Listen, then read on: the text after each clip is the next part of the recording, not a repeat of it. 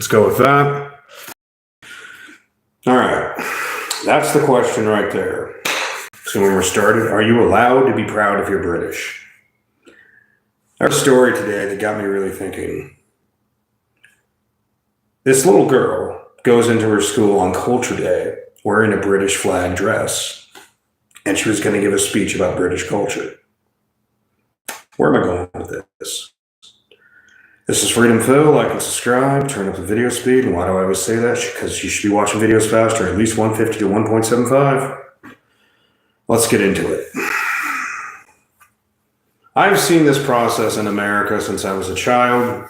The slow erasure of being proud that you're an American in one way or another, divisive politics, basically the Hydra of sorts. You could go into the depth of it, but basically the dragon of communism could not beat us. So a million different heads, a million different issues. Same animal, just a million different issues. Divisive politics. But in Britain, it's happening so much faster. People are like, what does this have to do with a little girl in a speech? In Britain, it was Culture Day. And they said, well, okay, kids, come in, wear your traditional garb of your culture, your wear of your culture, and have speeches about what you're proud about your culture. And so this little girl, hearing what should have been a normal statement, goes home, gets a little British flag dress, comes in, has a little speech. And they're like, you can't say your speech because they saw the dress. A British child, native British, has lived in this country for thousands of years, their lineage, in a British school, can't give a pro-British speech.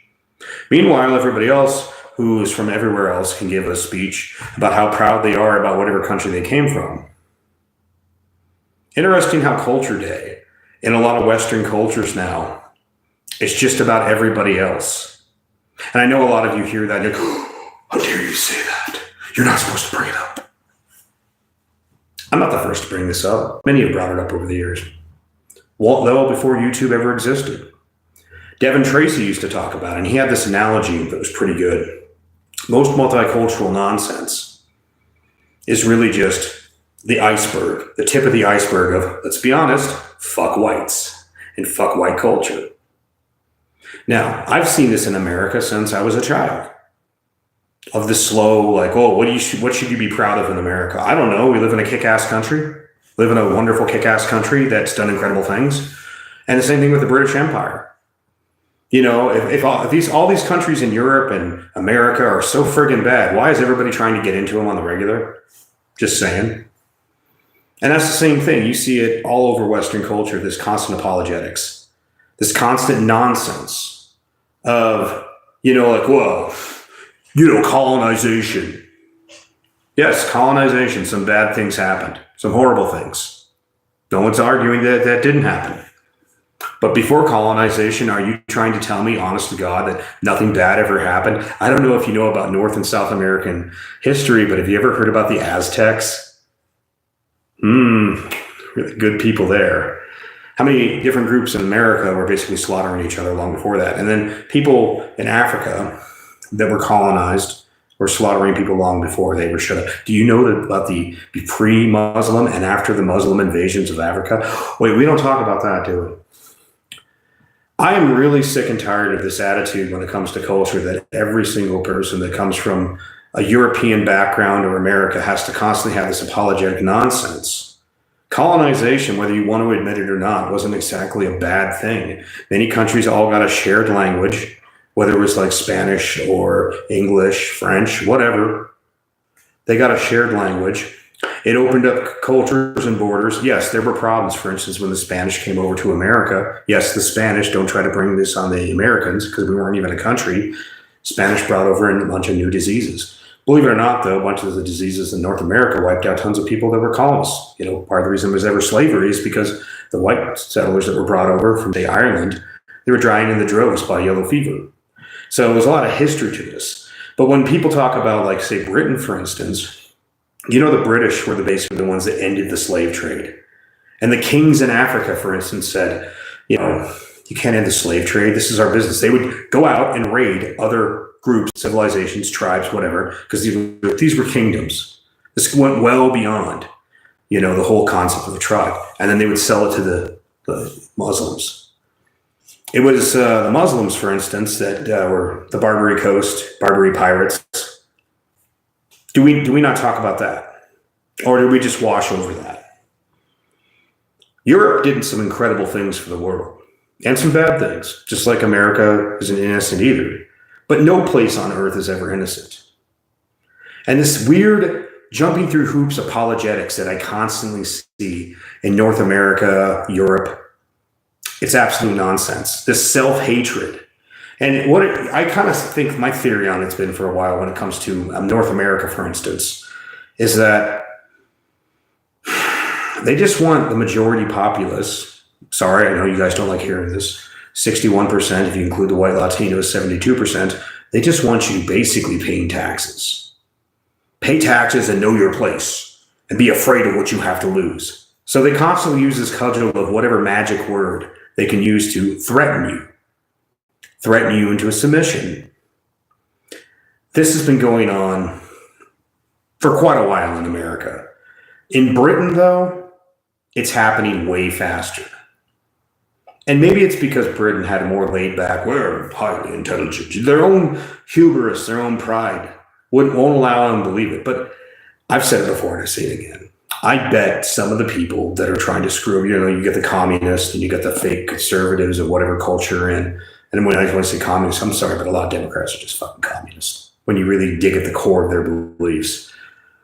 A lot of those people, I have to wonder how many of them are on the Epstein list.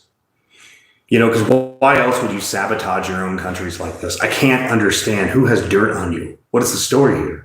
And how is it you've gotten to the point where you can have those particular SA gangs, people that are what they call MAPs, I'm not going to use the words here, grooming children in the worst ways, and you have to sit there and act like it doesn't happen.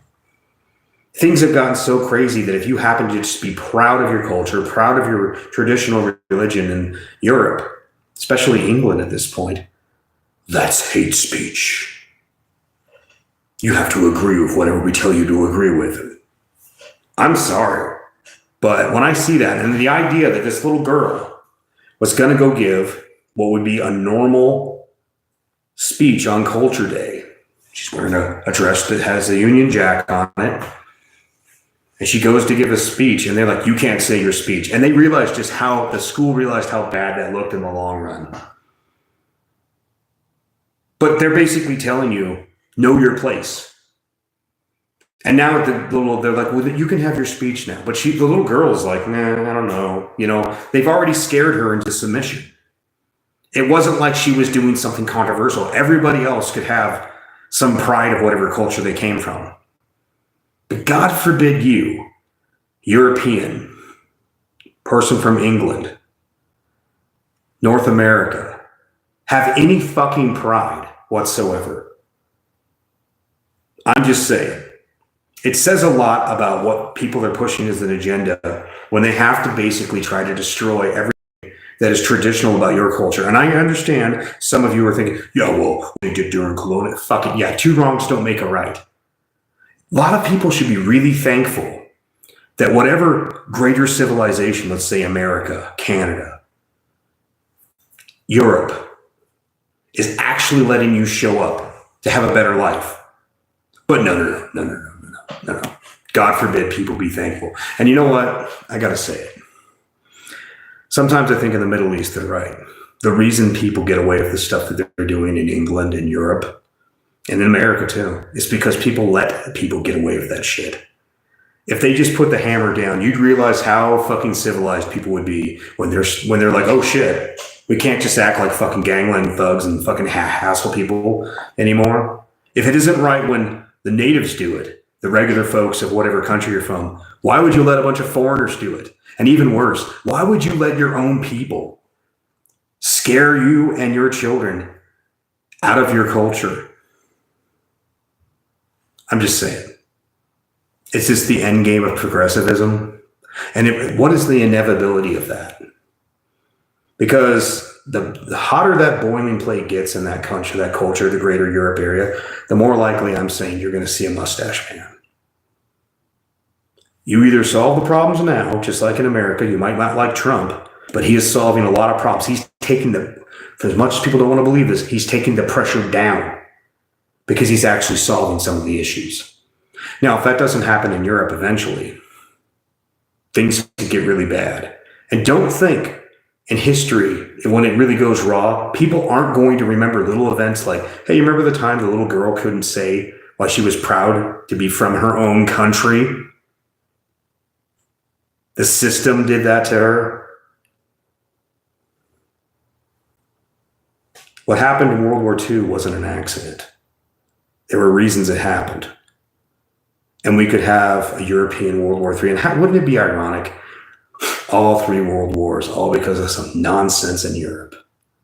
But if you're not even allowed as a native British person to be proud of being from Britain, that says a lot about your country. Peace.